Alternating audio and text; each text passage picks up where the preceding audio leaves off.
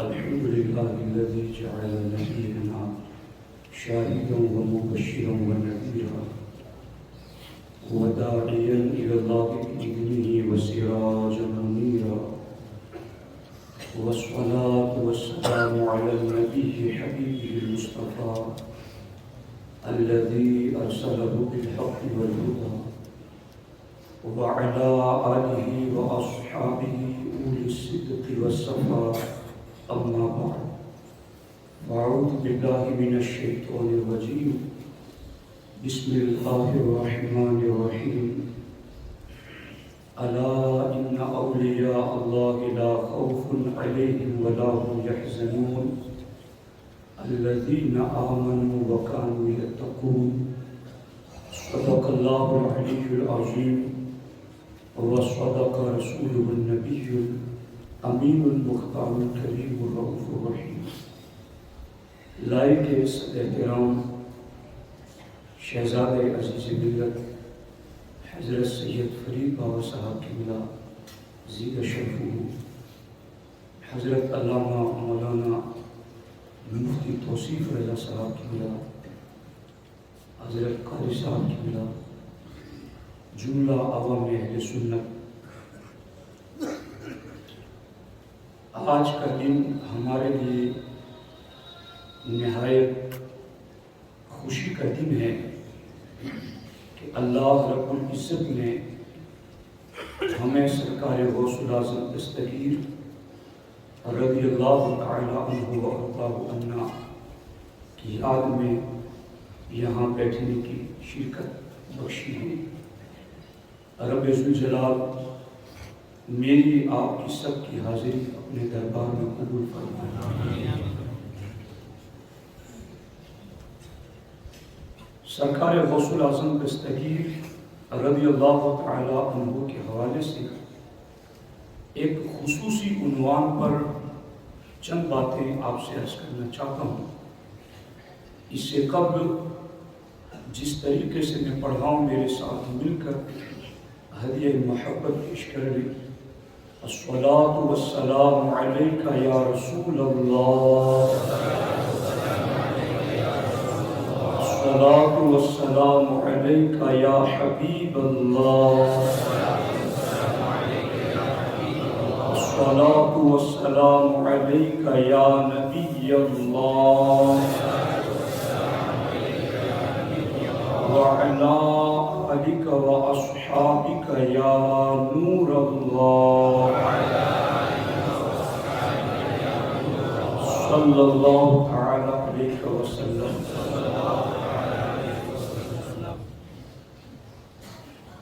غوث الاعظم دستگیر رضی اللہ تعالی عنہ صحابہ کرام اور اہل بیت اطہار اور ائمہ اہل بیت اطہار کے بعد اور آنے والے زمانے میں حضرت عیسیٰ علیہ السلام اور امام مہدی کے علاوہ سارے ولیوں میں سب سے افضل ہے۔ یہ جمہور اولیاء اللہ کا اس بات پر اجماع اور اتفاق ہے، اور اسی کو میں آج آپ کی خدمت میں رکھنا چاہتا ہوں، اور پھر اس کے بعد اس کا نتیجہ آپ کی خدمت میں عرض کروں گا۔ سرکار اعلیٰ حضرت نے اسی کو لے کر کے کہا کہ تو ہے نوشاد، باراتی ہے یہ سارا گلشن، یعنی جتنے بھی ولی ہیں وہ گلشن ولایت کے پھول ہیں، اور تو اس گلشن اور گلزار کا نوشاد ہے، دولہا ہے۔ تو ہے نوشاد، باراتی ہے یہ سارا گلشن، لائی ہے فصل سمن گوند کے صحرا تیرا۔ اور جتنے بھی ولیوں کے شجرے ہیں، صفے ہر شجرہ میں ہوتی ہے سلامی تیری، صفے ہر شجرہ میں ہوتی ہے سلامی تیری، شاخیں جھک جھک کے بجا لاتی ہے مجرا تیرا۔ کس گلستان کو نہیں فصل بہاری سے نیاز، یعنی کون سا باغ ایسا ہے جس کو بہار کی ضرورت نہیں؟ باغ کو باغ رہنا ہے تو موسم بہار کی اسے ضرورت ہے۔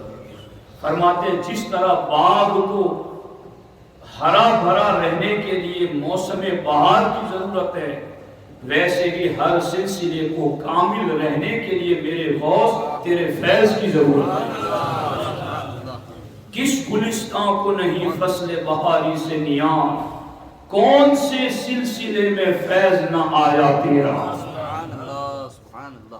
نہیں کس چاند کی منزل میں تیرا جلوہ نور، نہیں کس آئینے کے گھر ہے اجالا تیرا۔ یعنی چاند کی کوئی بھی منزل ہو، وہ جتنا بھی چمکے میرے غوث اس میں نور ولایت تیرا ہے۔ یعنی کوئی بھی ولی چاند بن کے چمکے گا تو اس کی چمک میں نور غوث پاک کے فیض کا ہے۔ آگے کہتے ہیں راج کس شہر میں کرتے نہیں تیرے خدام، میرے غوث راج کس شہر میں کرتے نہیں تیرے خدام، باج کس نہر سے لیتا نہیں دریا تیرا، مزرع چشت و بخارا و عراق و اجمیر، کون سی کشت پہ برسا نہیں چھالا تیرا۔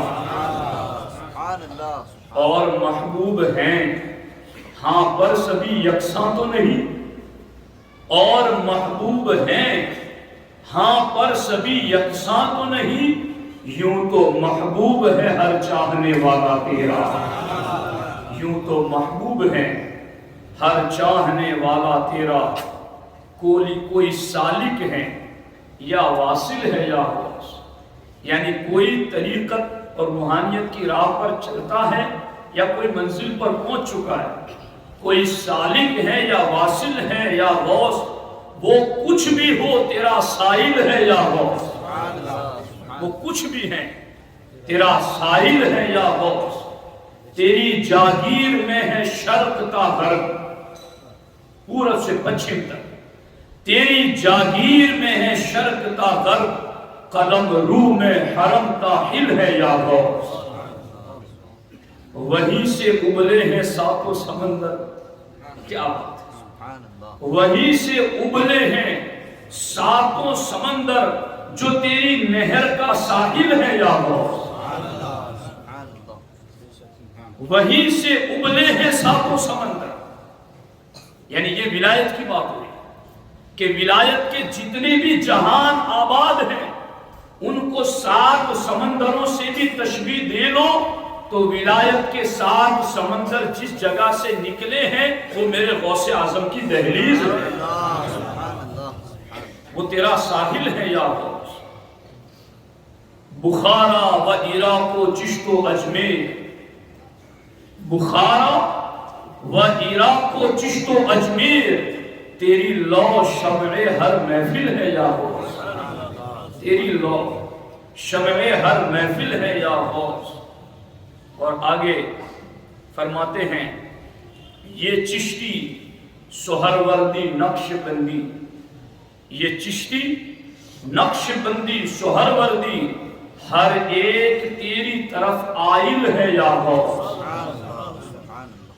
ہر ایک تیری در کی طرف ہاتھ اٹھائے ہوئے، یہ چشتی نقش بندی سہروردی، ہر ایک تیری طرف آئل ہے یا غوث، اور کوئی کیا جانے تیرے سر کا رتبہ، میرے غوث کوئی کیا جانے تیرے سر کا رتبہ، کہ تلوہ تاج اہل دل ہے یا غوث، کہ تلوہ تاج اہل دل ہے یا غوث۔ اور یہ شعر خاص طور پر مشائخ میں کسی کی تجھ پہ تفضیل، مفتی صاحب مشائخ میں کسی کی تجھ پہ تفضیل، بحکم اولیاء باطل ہے یا غوث۔ یعنی یہ جو میں نے بتایا نا کہاں سے کہاں تک، امام حسن عسکری کے بعد سے لے کر امام مہدی تک، اگلوں میں صحابہ اور ائمہ اہل بیت کے سوا، اور پچھلوں میں امام مہدی اور عیسیٰ علیہ السلام کے سوا، مشائخ میں کسی کی تجھ پہ تفضیل، بحکم اولیاء باطل ہے یا غوث۔ اتنے لمبے سلسلے میں ولیوں کا شہنشاہ ہے شیخ عبدالقادر جیلانی، مشائخ میں کسی کی تجھ پہ تفضیل، بحکم اولیاء باطل ہے یا غوث، اور وہ کیا جانے گا فضل مرتضیٰ کو؟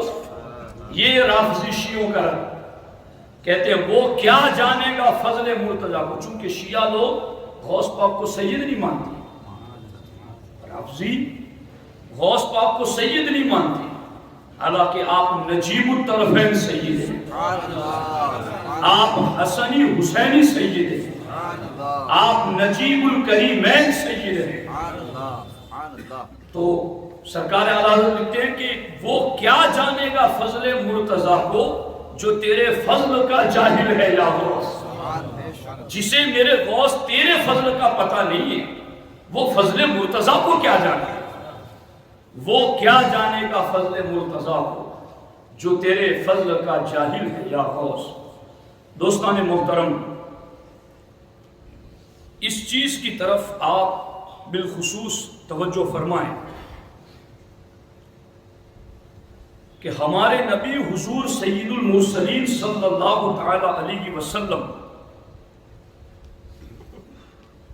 اللہ کی بارگاہ سے ہادی بن کر اس زمین پر تشریف لائے، اور سرکار دو عالم صلی اللہ تعالی علیہ وسلم نے وَيُعَلِّمُهُمُ الْكِتَابَ وَالْحِكْمَةَ وَيُزَكِّيهِمْ، اور سرکار نے کتاب و حکمت کی تعلیم دے کر سارے صحابہ کرام کو مزکا مصفہ کر کے امت کا رہبر اور رہنما بنا دیا،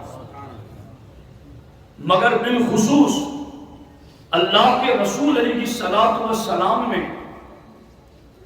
جن کو علی منہاج النبوت طریقہ اسلام کو جاری رکھنے کے لیے تیار کیا، اور پھر اس کی بشارت بھی دی کہ میرے بعد عین میری مرضی کے مطابق جو خلافت چلے گی وہ 30 سال ہے، اور وہ اللہ کے رسول علیہ السلام کے بعد بالترتیب ابو بکر عمر عثمان و علی اور مولا علی کی خلافت کا ضمیمہ امام حسن کے 6 مہینے۔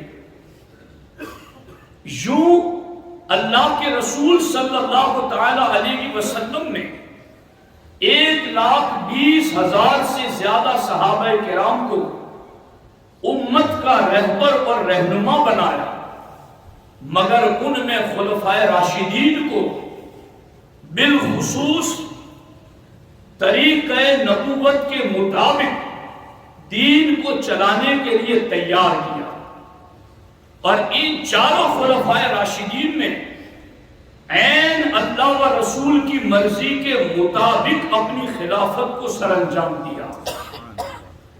اب ایک سینہ مصطفیٰ سے نور کی اور فیض کی 4 نہریں جاری ہوئی، ایک کو صدیقی کہتے ہیں، ایک کو فاروقی کہتے ہیں، ایک کو عثمانی کہتے ہیں، اور ایک کو علوی کہتے ہیں۔ سینہ مصطفیٰ سے جو فیض نکلا اس نے بالخصوص ان 4 سینوں کو سیراب کیا، اور پھر ان چاروں کے سینوں سے چاروں کا فیض بیک وقت جس ولی کے سینے میں ہمیں موجود نظر آتا ہے اس ذات کا نام شیخ عبد القادر جیلانی ہے۔ اب وہ کیسے؟ اس سلسلے میں اس چیز کو آپ دیکھیں کہ سرکار غوث الاعظم دستگیر رضی اللہ تعالی عنہ کو جو خرقہ خلافت اجازت ملی ہے ان میں حضرت سید الطائفہ سیدنا جنید بغدادی رضی اللہ تعالی عنہ کا نام ہے، اور صوفیاء کرام اپنی کتابوں میں لکھتے ہیں کہ سیدنا جنید بغدادی رضی اللہ تعالی عنہ کو خلافت اور اجازت ملی شیخ ابو محمد معظم علیہ الرحمہ سے، اور شیخ ابو محمد معظم علیہ الرحمہ کو جو خلافت ملی ہے وہ سیدنا ابو بکر صدیق سے ملی ہے۔ تو یوں شیخ ابو محمد معظم کے واسطے سے صدیقی فیض جنید بغدادی کے ذریعہ غوث پاک تک پہنچا، اور دوسرا سید الطائفہ سیدنا جنید بغدادی ہی کی خلافت جو کہ غوث الاعظم دستگیر کو ملی ہے، تو جنید بغدادی کو حضرت سیدنا شیخ عبداللہ علمدار سے خرقہ خلافت پر اجازت ملی، اور سیدنا شیخ عبداللہ علمدار کو خلافت اور اجازت جو ملی ہے وہ سیدنا فاروق اعظم سے ملی ہے۔ تو شیخ عبداللہ علمدار کے واسطے سے فاروقی فیضان بھی جنید بغدادی کے ذریعہ غوث پاک کے سینے تک پہنچا۔ اسی طریقے سے سیدنا جنید بغدادی ہی کے سلسلے میں ایک پیر ہیں سیدنا شیخ کمیل زیاد رضی اللہ تعالی عنہ، اور سیدنا کمیل زیاد رضی اللہ تعالی عنہ کا جو سلسلہ پہنچتا ہے وہ سیدنا عثمان غنی تک پہنچتا ہے۔ تو یوں عثمانی فیض بھی کمیل زیاد رضی اللہ تعالیٰ عنہ کے واسطے سے جنید بغدادی کے ذریعہ غوث پاک تک پہنچتا ہے۔ اب آ گئی باری شہنشاہ ولایت مولا علی کی۔ تو یہاں علوی فیض کیسے ملا؟ تو غوث الاعظم دستگیر رضی اللہ تعالیٰ عنہ کو اپنے باپ دادا کے شجرے کے اعتبار سے براہ راست حسنی فیض ملا مولا علی کے در سے، اور اپنے مشائخ طریقت اور سلسلہ تصوف کے پیری مریدی کے شجرے کے اعتبار سے غوث الاعظم دستگیر کو امام حسین کے ذریعہ علوی فیض ملا۔ تو علوی فیض خاندانی نسب کے ذریعہ حسنی واسطے سے، اور علوی فیض مشائخ طریقت میں امام حسین کے ذریعہ مولا علی کو ملا۔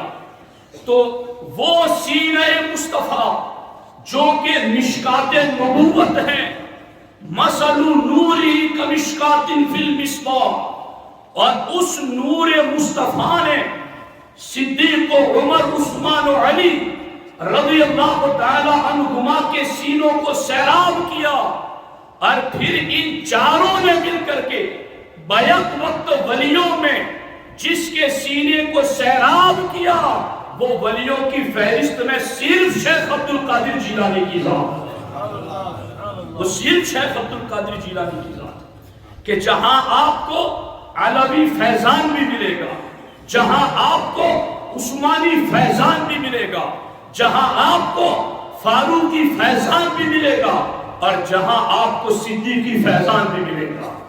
بیک وقت ان چاروں خلفاء کے سینوں سے جس سینے کو سیراب کیا وہ غوث پاک کا پاک سینہ ہے۔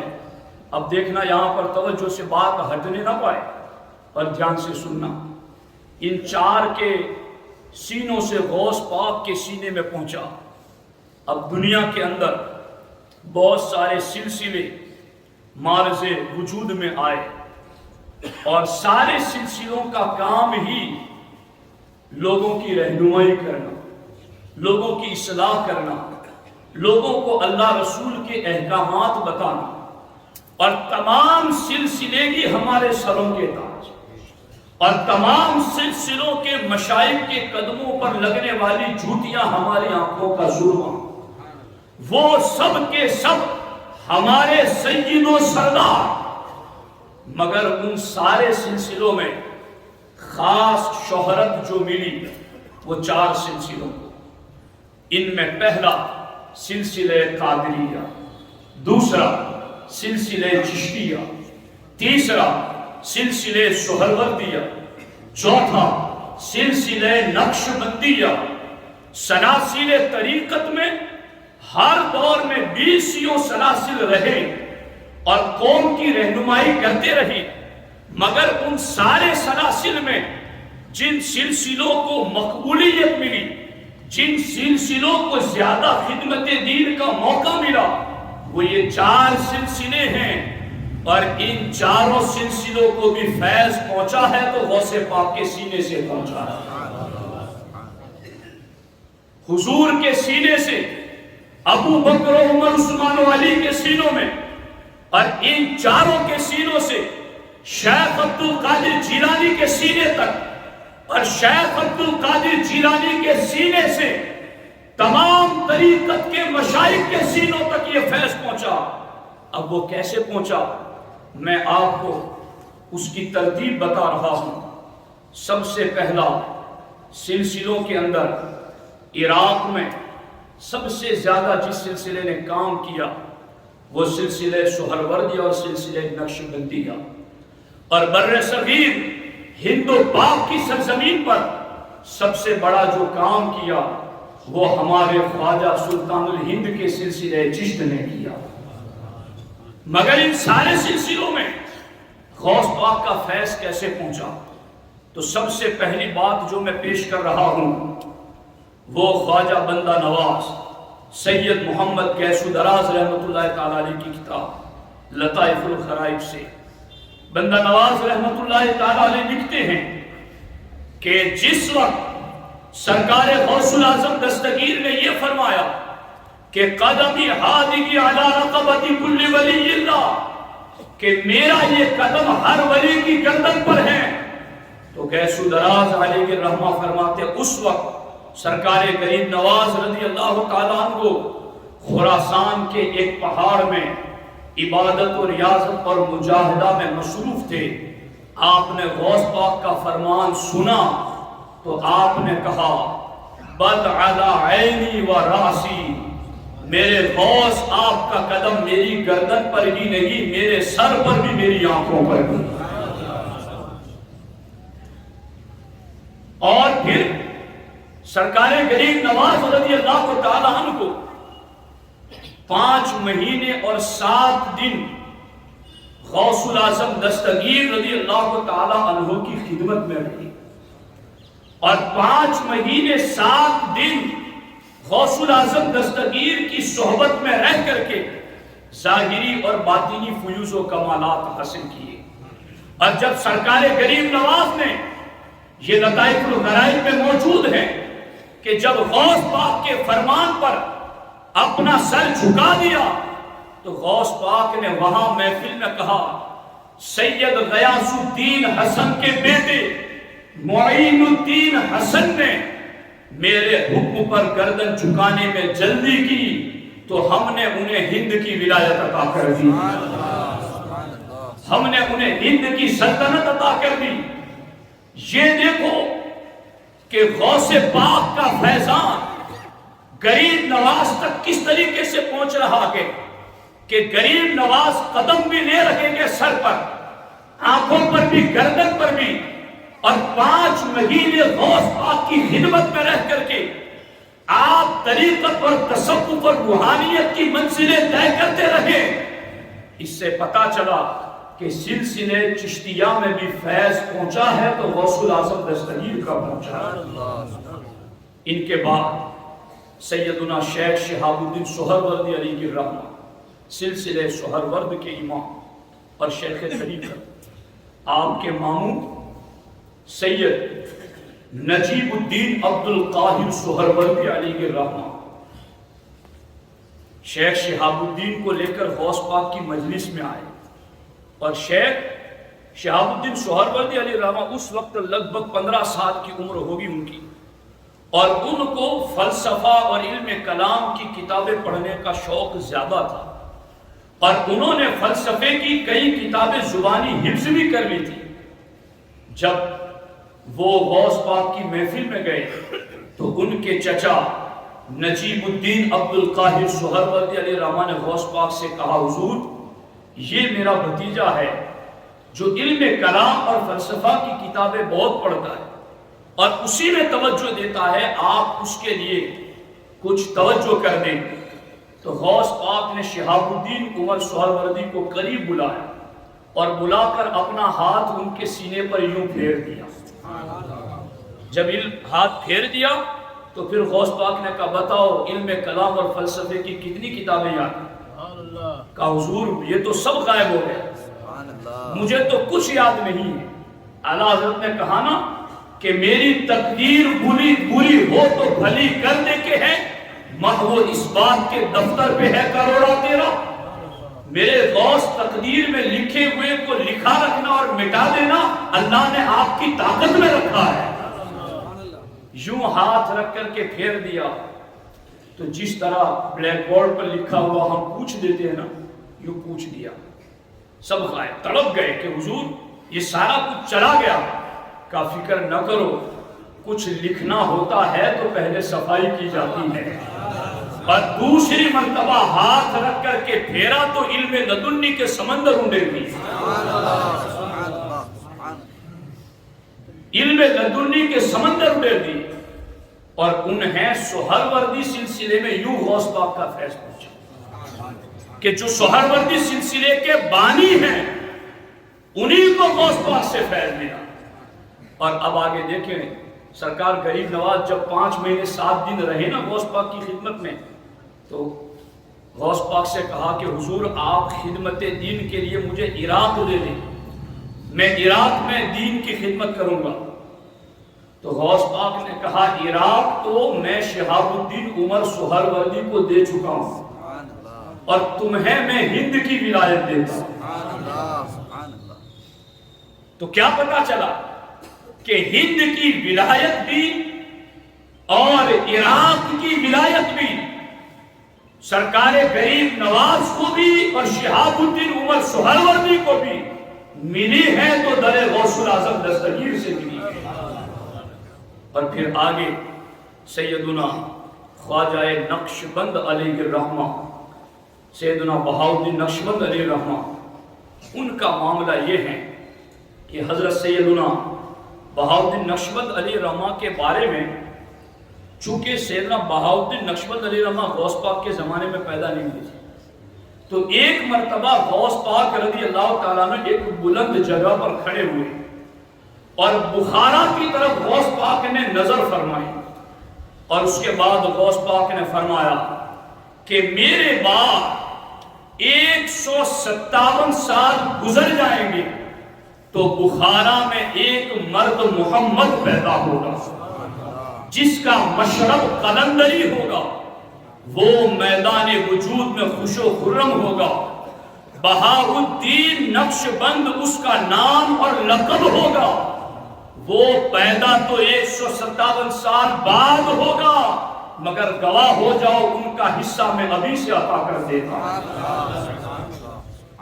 اور جب 157 سال کے بعد بہاؤالدین نقشبند علیہ الرحمہ کی ولادت ہوئی اور آپ حضرت سیدنا امیر کلال رضی اللہ تعالیٰ عنہ سے مرید ہوئے، اور امیر کلال رضی اللہ تعالیٰ عنہ نے بہت توجہ دی۔ یہ صوفیہ کی اصطلاح میں ایک خاص بات ہے کہ صوفیہ اپنے خاصوں کو راہ طریقت پر جمائے رکھنے کے لیے خاص توجہ دیتے ہیں ان پر۔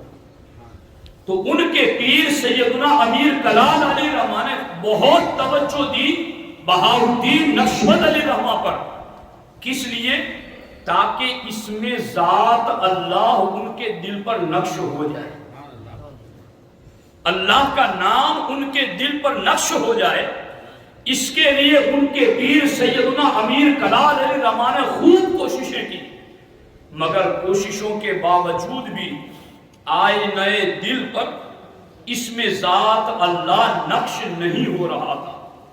تو سیدنا بہاؤالدین علیہ الرحمہ جنگل کی طرف چل پڑے، اور جنگل میں خوب عبادت و ریاضت کی، اور اس میں ذات اللہ کو دل پر نقش کرنے کے لیے خوب مجاہدات کیے، مگر اس میں ذات اللہ دل پر نقش نہیں ہو رہا تھا۔ تو حضرت خضر علیہ السلام رہنمائی کے لیے تشریف لائے۔ یہ وہی تو خضر علیہ السلام ہے کہ غوث پاک کی محفل میں حاضری دینے کے لیے ولیوں کو دعوت دینے حضرت خضر جائے، چلو غوث پاک کی محفل، چلو غوث پاک کی محفل، آ جاؤ غوث پاک کی محفل میں۔ ایک مرتبہ غوث پاک خطاب فرما رہے تھے اور اچانک ہوا میں اڑنے لگے، اور آپ نے کہا اے اسرائیلی آ محمدی کا خطاب سن کے جاؤ۔ جگہ پر بیٹھ گئے، لوگوں نے کہا حضور کیا ہوا؟ کہا حضرت خضر جا رہے تھے تو میں نے انہیں کہا اے اسرائیلی آپ محمدی کا خطاب سن کے جاؤ. وہ حضرت خضر علیہ السلام وہ حضرت بہاؤالدین نقشبند علیہ رحمہ کے پاس تشریف لائے اور کہا کیا ہوا؟ کہا بہت کوشش کر رہا ہوں کہ اس میں ذات اللہ دل پر نقش ہو جائے مگر نقش ہو نہیں رہا ہے. قلب کو اضطراب اور انقباض کا سامنا ہے. یہ اصطلاحات ہیں اور میں اسی لیے جنگل کی طرف چل پڑا ہوں تاکہ اس میں ذات دل پر نقش کروں مگر ہو نہیں رہا ہے. تو حضرت خضر علیہ السلام نے کہا اب تم بارگاہ غوثیت میں لو لگاؤ. اب تم اپنی جہت قبلہ غوث پاک کی طرف کر دو اور ان کی روحانیت کو اپنا قبلہ حاجات تصور کرو اور غوث پاک کی روحانیت سے مدد مانگو تو تمہارا کام آسان ہو جائے گا.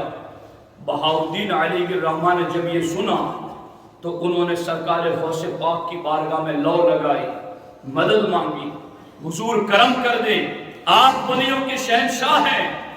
سوئے تو خواب میں حضرت غوث العظم دستگیر کی زیارت ہوئی اور غوث پاک نے اپنا ہاتھ یوں کر کے خواب ہی میں بہاؤالدین نقشبند کے دل پر رکھ دیا.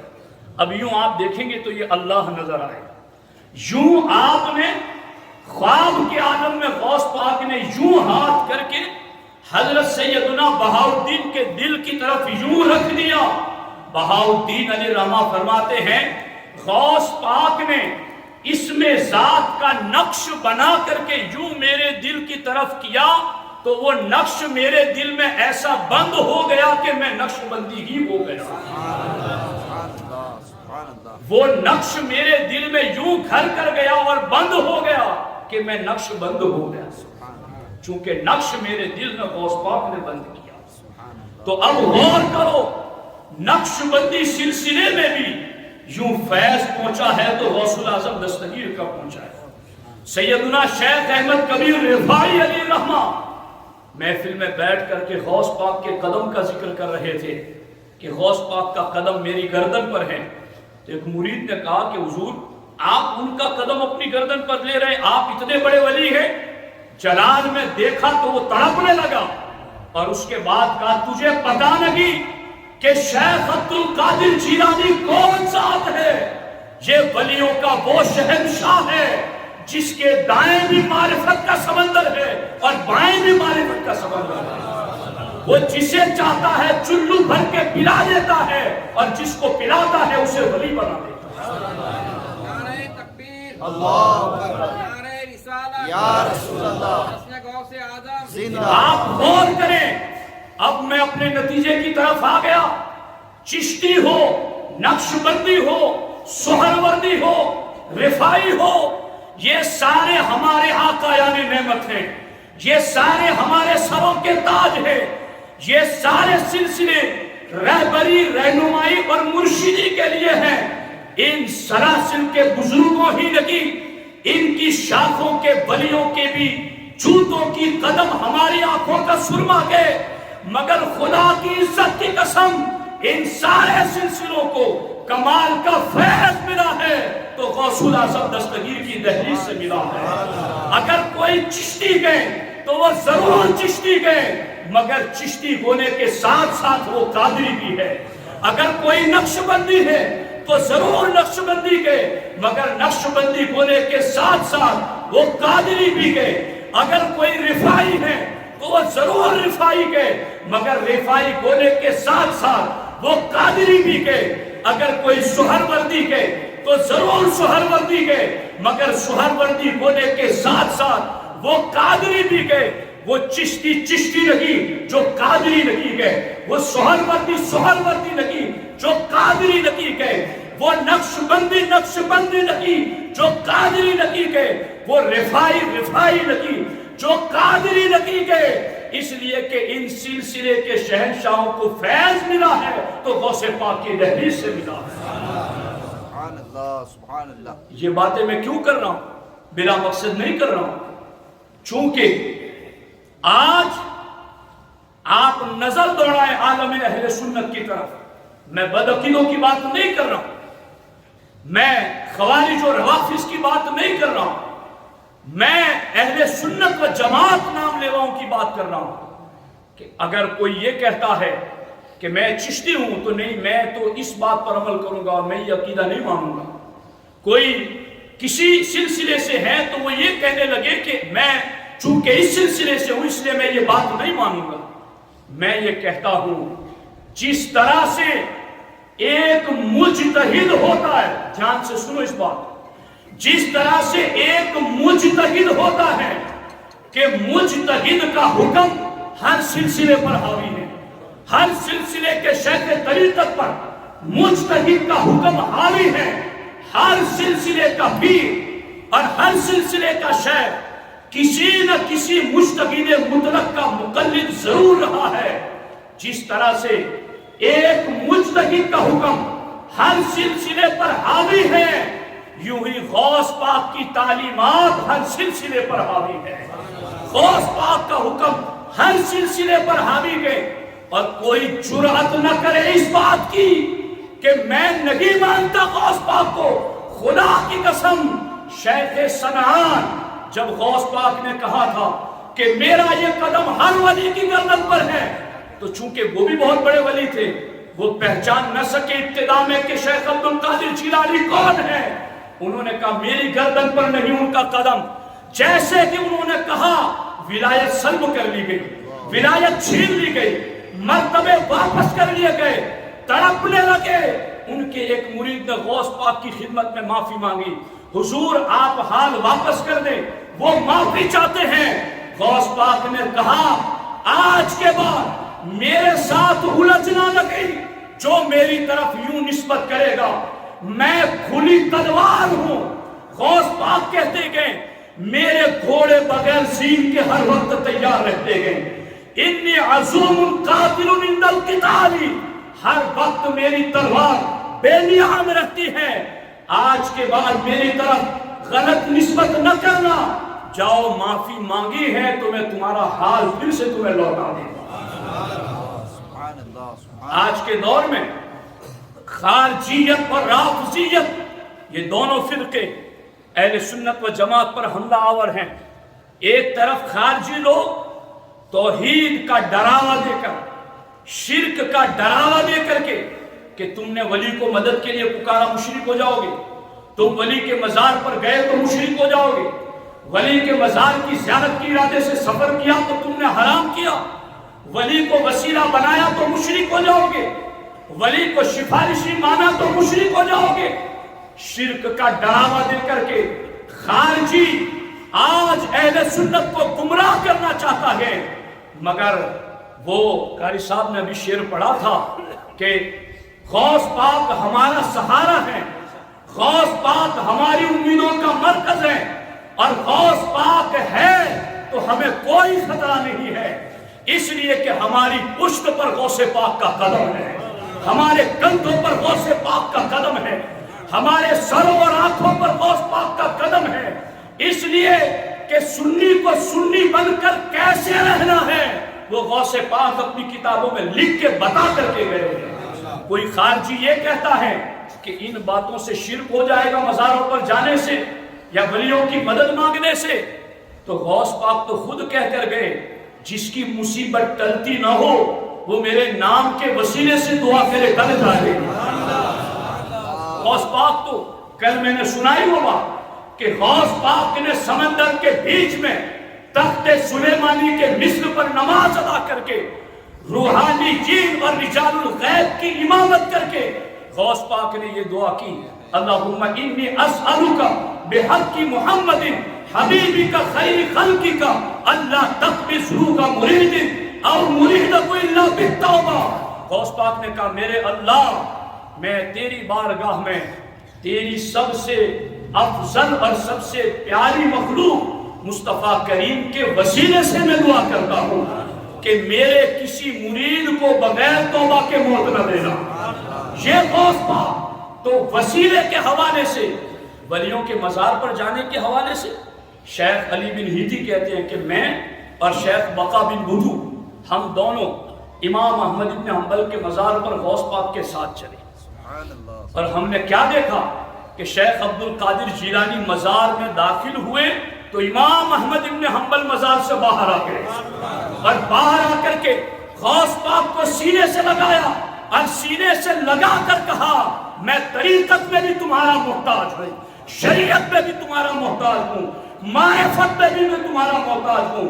شیخ عبد القادر جیلانی اللہ نے تجھے بہت بلند مرتبہ دیا۔ ولیوں کے مزار پر جا کر ولیوں سے ملاقات کر کے ولیوں کا وسیلہ لے کر اپنے وسیلے سے دعا کی تعلیم دے کر غوث پاک نے بتایا میرے مریدوں اگر کوئی تمہیں ان باتوں سے شرک کا ڈراوا دیتا ہے تو ڈرنا نہیں، میرا قدم تمہاری گردن پر ہے، میرا حکم تمہارے سروں کے اوپر ہے۔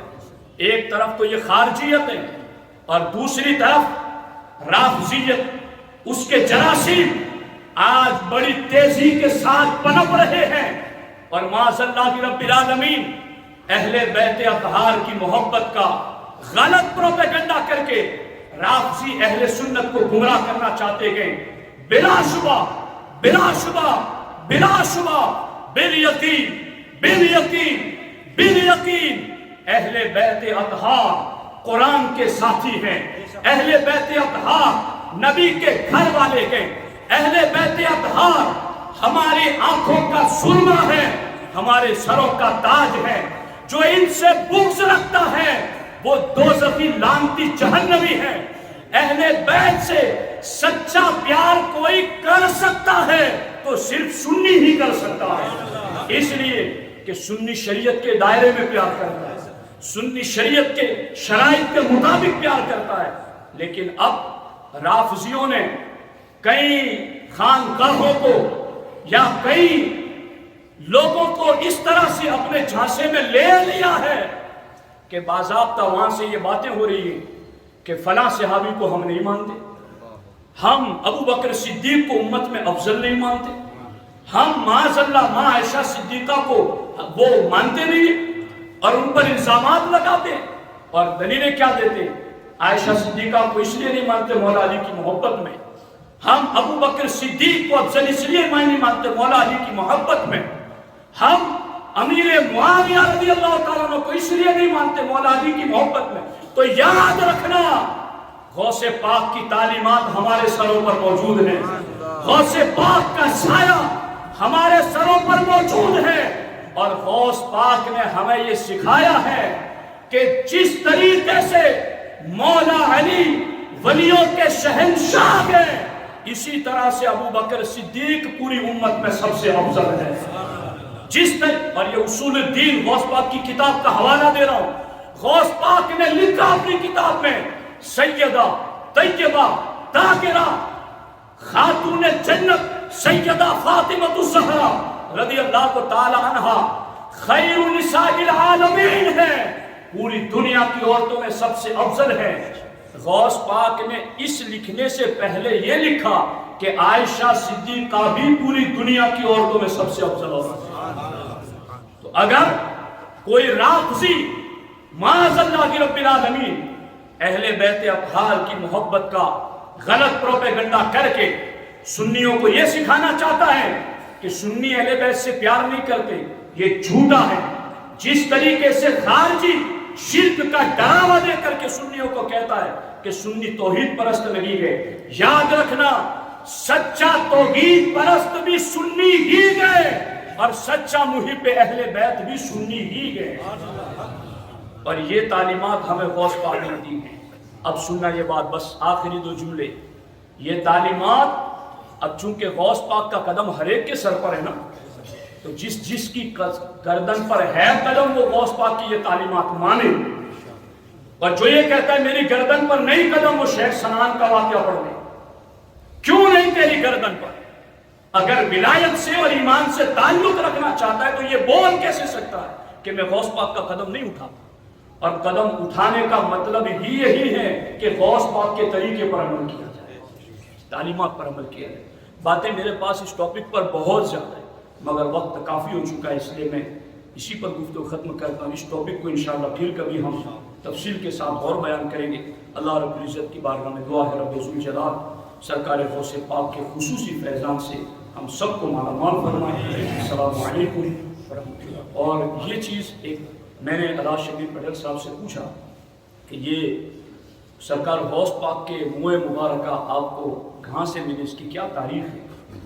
تو انہوں نے بتایا کہ لگ بھگ 1993 یا 94 میں سرکار غوث پاک کے یہ منہ مبارک بمبئی کی سرزمین پر اسماعیل حبیب مسجد مرکز سنی دعوت اسلامی، وہاں سرکار غوث پاک کے یہ منہ مبارک تھے، اور الحاج شبیر پٹیل صاحب نے وہاں کے جو ہمارے سنی دعوت اسلامی کے ذمہ دار ہیں عثمان بھائی جرودر والے، ان کو انہوں نے درخواست کی کہ آپ ہمارے گاؤں کے لیے سرکار غوث پاک کے منہ مبارک ہمیں عطا کریں۔ تو اس کے بعد الحاج شبیر پٹیل صاحب اور نذیر بھائی لہری، یہ دونوں گئے تھے، اور یہ دونوں بمبئی سے سنی دعوت اسلامی کے مرکز سے وہاں عثمان بھائی جرودر والا کے وسیلے سے، اور باضابطہ اس کے لیے حضور امیر سنی دعوت اسلامی نے تاکید کی کہ یہ منہ مبارک ضرور دیے جائیں۔ تو الحمدللہ اس واسطے اور وسیلے سے آج ہمارے اس گاؤں میں سرکار غوث پاک کے منہ مبارک آئے۔ میں کل سے یہاں ہوں، رات سے، اور میں نے کئی ساتھیوں کو بتایا کہ دیادرہ والوں آپ خوش قسمت ہیں، پورے بھروچ ضلع میں غوث پاک کا جلوس ہمارے اس گاؤں میں نکلتا ہے، اور کتنی محبت کرنے والے غوث پاک کے نام پر بیٹھے، کتنے ادب کے ساتھ منہ مبارکہ کو لے کر چلتے۔ یقیناً اس کی برکتیں ہیں اور آپ دیکھ رہے ہیں، بس اللہ تعالیٰ ان برکتوں کو سلامت رکھے اور ہمیں ان برکتوں کو حاصل کرنے کا اہل بنائے۔ السلام علیکم ورحمۃ اللہ۔